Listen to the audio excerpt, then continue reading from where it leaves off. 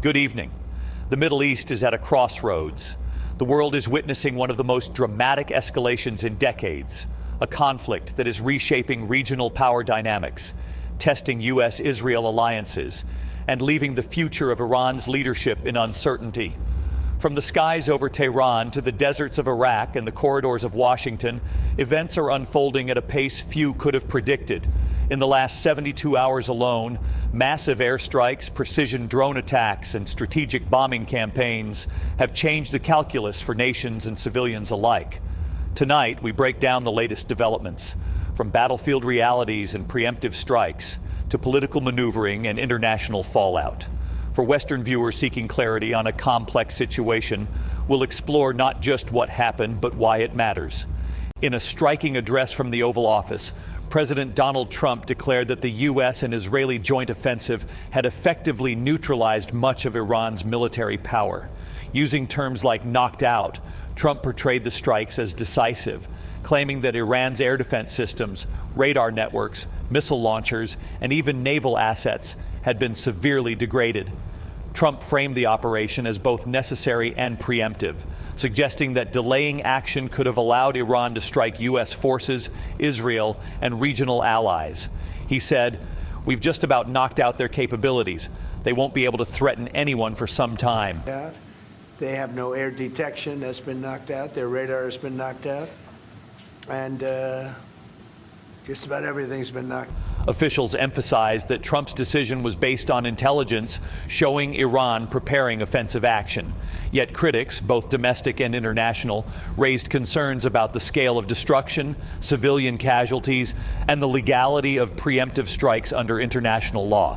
This bold declaration set the tone for a conflict that is both strategic and symbolic, marking a shift from isolated skirmishes to full-scale engagement.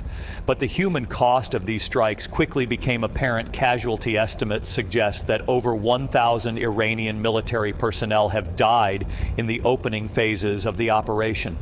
The deaths include Revolutionary Guard units, paramilitary forces, and commanders, reflecting both the precision and intensity of the strikes. Independent observers also report civilian casualties, especially in cities near military installations, adding another layer of complexity to the crisis. Hospitals in Tehran, Isfahan, and Qom are reportedly overwhelmed, while international humanitarian organizations are calling for safe corridors for civilians.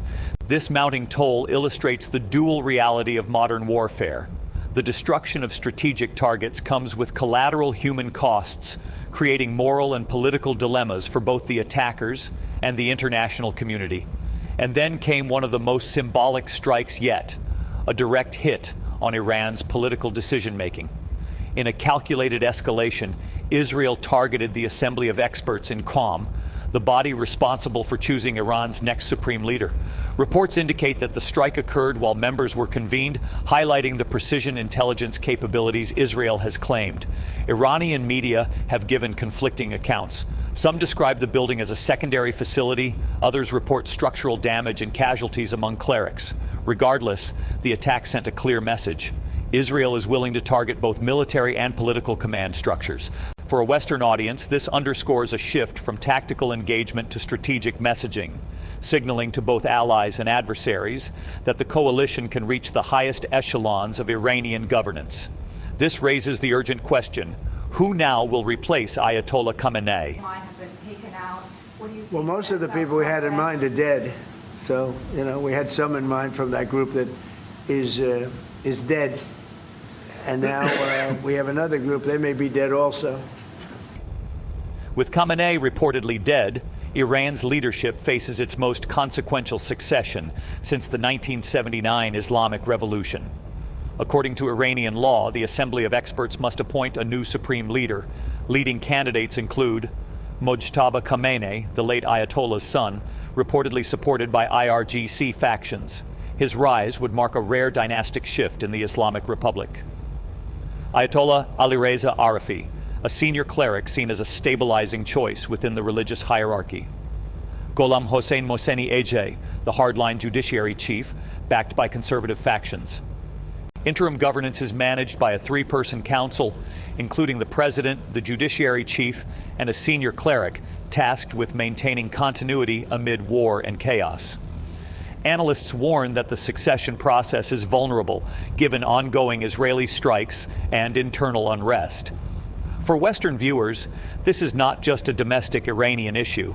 The successor's orientation, hardline, moderate, or symbolic, will determine Iran's foreign policy, regional posture, and nuclear ambitions in the months ahead.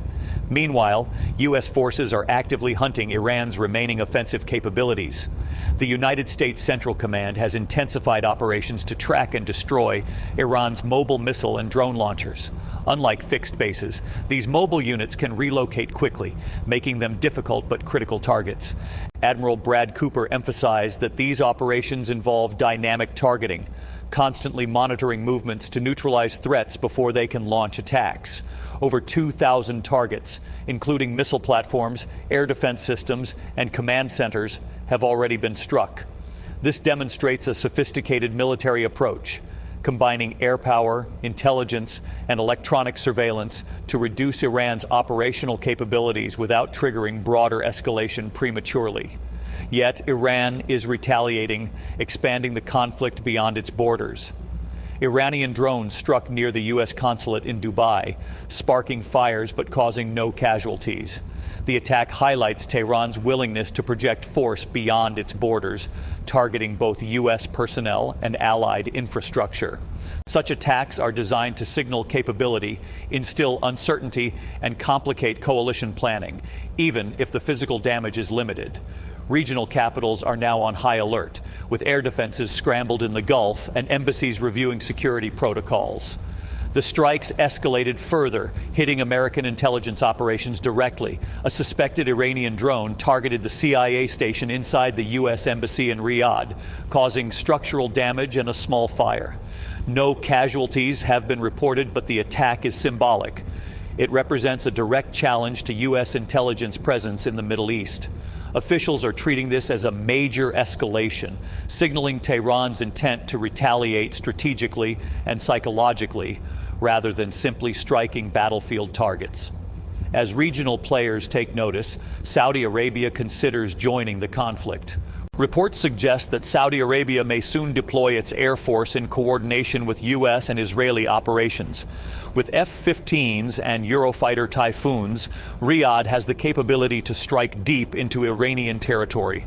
Saudi officials have historically maintained a defensive posture, but repeated drone attacks and the destabilization of Gulf airspace have prompted discussions about proactive measures. Analysts warn that Saudi involvement could expand the war geographically and politically, potentially drawing in neighboring powers like the UAE, Qatar, and even Turkey. Meanwhile, Washington signals its intent to escalate even further. Secretary of State Marco Rubio warned that the U.S. is about to intensify its military campaign, describing upcoming operations as an unleashing of force.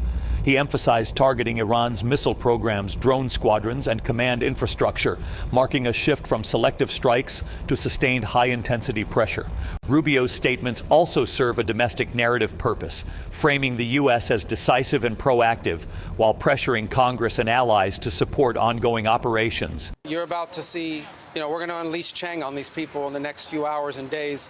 You're going to really begin to perceive a change in the scope and in the intensity of these attacks as, frankly, the two most powerful air forces in the world take apart this terroristic regime and defang it.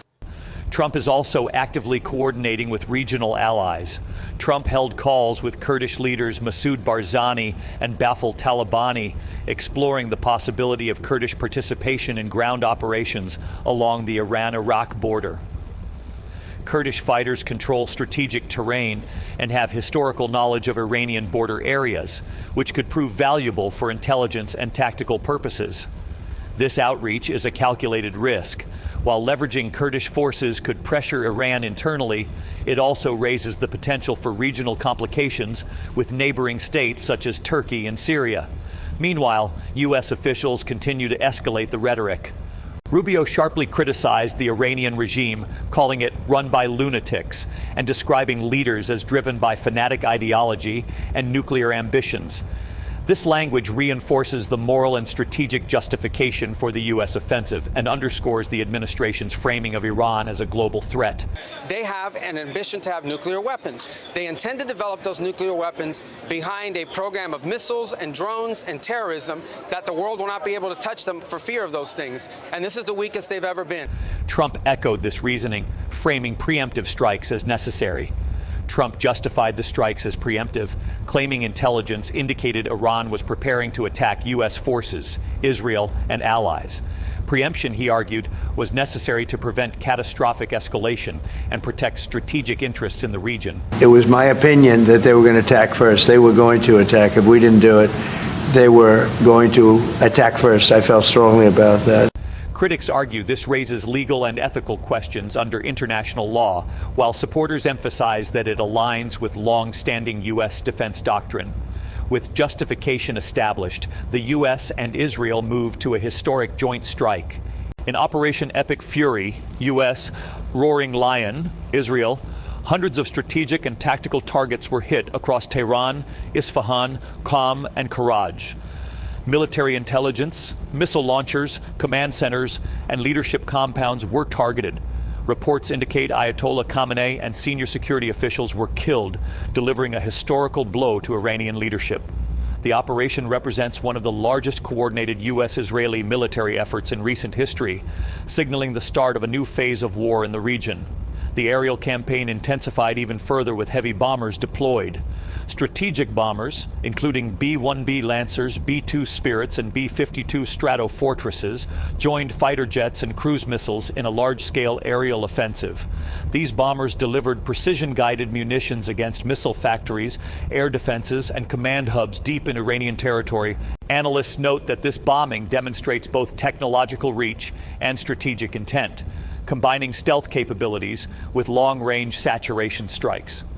CENTCOM reports thousands of targets struck in just the first week, aiming to degrade Iran's ability to retaliate. With strikes ongoing, drones retaliating, and regional powers preparing, the Middle East faces a conflict with consequences that extend far beyond its borders. This is a historic escalation. From preemptive strikes to joint U.S.-Israeli operations, Iran's leadership under siege, and regional allies like Saudi Arabia ready to intervene. The situation is dynamic and unpredictable. We will continue monitoring events closely and bringing updates as they unfold. Subscribe and turn on notifications for the latest analysis on this rapidly evolving global crisis. If you found this report insightful and want to stay ahead of global developments, hit the subscribe button and turn on notifications so you never miss a breaking story. We cover deep analysis, battlefield updates, and geopolitical insights tailored for viewers who want the full picture, not just the headlines. Join the conversation in the comments. Share your thoughts on the U.S.-Iran conflict, predictions for the region, or questions you want us to investigate next. Like this video if you appreciate in-depth reporting and want more coverage on international events, conflicts, and strategic developments around the world.